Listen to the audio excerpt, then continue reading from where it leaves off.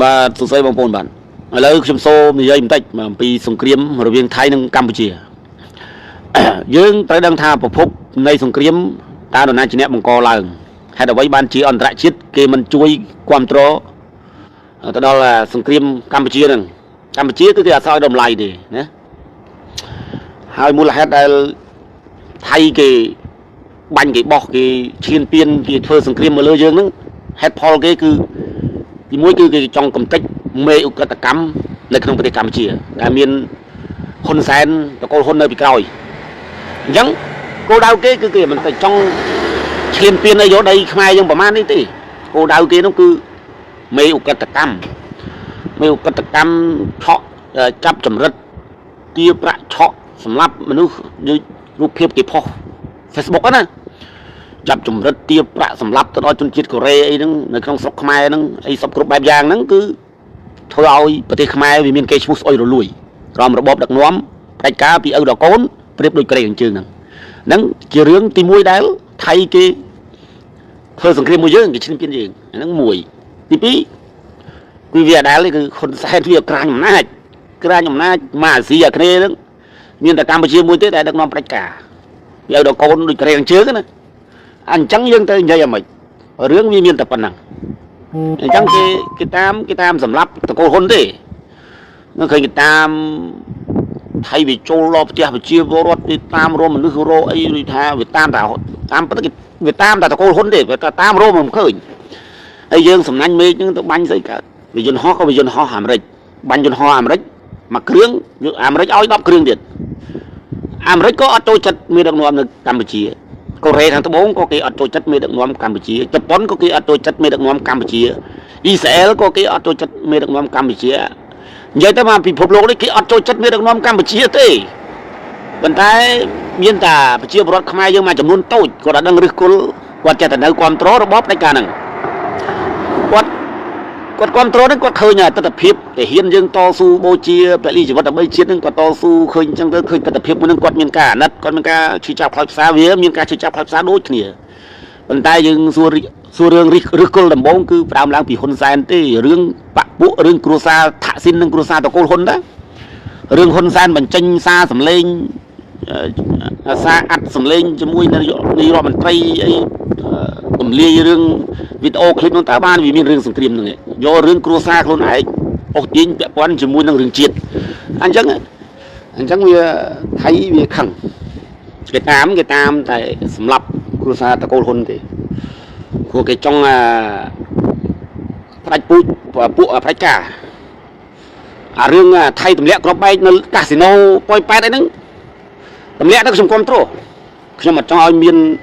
ប្រទេសកម្ពុជាមានអំពើពុករលួយឧក្រិដ្ឋកម្មសម្រាប់មនុស្សអីចាប់ចម្រិតហ្នឹងខ្ញុំឃើញអារូបភាពមួយហ្នឹងក៏ខ្ញុំមានការខ្លោចចិត្តឈឺចាប់ដែរខ្ញុំគ្រប់គ្រងឲ្យថៃទម្លាក់អាកាស៊ីណូខុសច្បាប់ហ្នឹងព្រោះអាហ្នឹងវាមានអុកញ៉ាមន្ត្រីរបស់ហ៊ុនសែនជាអ្នកបើកដោយខុសច្បាប់ហ្នឹងទម្លាក់ឲ្យខ្ទេចទៅប៉ុន្តែខ្ញុំមិនគ្រប់គ្រងទេរាល់ការទម្លាក់គ្រាប់បែកលើបេតិកប្រាសាទព្រះវិហារជាបេតិកភណ្ឌពិភពលោករបស់ខ្មែរជាគេមរតករបស់ខ្មែរហ្នឹងគឺអាហ្នឹងខ្ញុំអត់គ្រប់គ្រងជាដាច់ខាតព្រោះអាហ្នឹងជាគេរបស់ដូនតាខ្មែរអាហ្នឹងភាគីថៃដាច់ខាតត្រូវតែសងសំណងជំងឺចិត្តទៅដល់ប្រជាជនកម្ពុជាវិញណាអាហ្នឹងខ្ញុំអត់គ្រប់គ្រងប៉ុន្តែអាកាស៊ីណូខុសច្បាប់ទម្លាក់កំទេចចោលអាហ្នឹងខ្ញុំគ្រប់គ្រងណាហើយយើងបើអត់ហ៊ុនសែនវាអត់មានសង្គ្រាមទេបើអត់មានតកូលហ៊ុនអត់មានសង្គ្រាមទេអញ្ចឹងបានថាគេបង្កើតរដ្ឋាភិបាលក្រៅប្រទេសលោកប្រធានសំស៊ីគាត់បង្កើតរដ្ឋាភិបាលក្រៅប្រទេសគាត់កំពុងតែរត់ច្រកចូលកម្ពុជាដើម្បីដឹកនាំប្រទេសកម្ពុជាដោយស្របច្បាប់ពេញទំហឹងតែម្ដងដែលមានអន្តរជាតិនៅពីក្រោយណារដ្ឋាភិបាលក្រៅប្រទេសនេះគេមិនចេះបើកទេគេមានប្រទេសមហាអំណាចធំនៅពីក្រោយដែរយើងដឹងហើយថាលោកសំស៊ីគាត់នៅណាសំស៊ីគាត់នៅបារាំងនៅប្រទេសបារាំងចឹងគាត់ការទូតជាមួយបារាំងហើយបាត់ហើយបារាំងអាមេរិកមានជំទាវមួយទៅហួរគាត់នៅប្រទេសណាគាត់នៅសហរដ្ឋអាមេរិកគាត់សញ្ជាតិអាមេរិកកាំងលោកប្រធានសំស៊ីសញ្ជាតិបារាំងអញ្ចឹងមុននឹងឈានទៅដល់បង្កើតរដ្ឋាភិបាលក្រៅប្រទេសគឺគេការទូតឲ្យអស់ហើយបានគេសម្រេចបើកប្រកាសរដ្ឋាភិបាលក្រៅប្រទេសហ្នឹងណារដ្ឋាភិបាលក្រៅប្រទេសហ្នឹងជំនួសឲ្យការដឹកនាំរបស់តកូលហ៊ុនអត់ពីតកូលហ៊ុនទៅរដ្ឋាភិបាលក្រៅប្រទេសចូលដឹកនាំប្រទេសយកតែម្ដងអាហ្នឹងខ្ញុំគ្រប់គ្រងឲ្យមានការផ្លាស់ប្ដូរក្នុងប្រទេសកម្ពុជាខ្ញុំអត់គ្រប់គ្រងដឹកនាំ50ឆ្នាំបោកប្រាស់ប្រជាពលរដ្ឋទល់ផ្លាប់ទល់ផុតអាយុហ្នឹងទេ bởi dương thua ca một cáo dương thua ở chiết lẹ đồn đáp dương